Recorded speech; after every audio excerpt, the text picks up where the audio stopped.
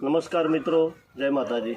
દરની અંદર સાપ ઘૂસી ગયો છે અને મેં જોયું તો ઝેરી સાપ છે, પણ દરની અંદર પાણી જાય જ છે અને સાપ બહાર આવતો નથી।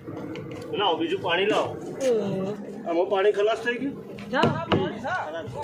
પાણી તો ઘણું એ સર ચોટી જો જબરજસ્ત વગરની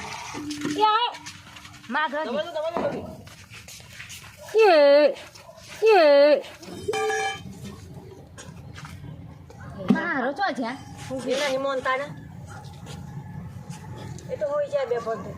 મારા બાપા એ પણ બેહી જાય ને છોકરા આનું નામ છે કોબરા સાપ। હવે હું જંગલમાં આને છોડી દઈશ, જેનાથી એનું જીવન બચી જશે। જય માતાજી, આભાર।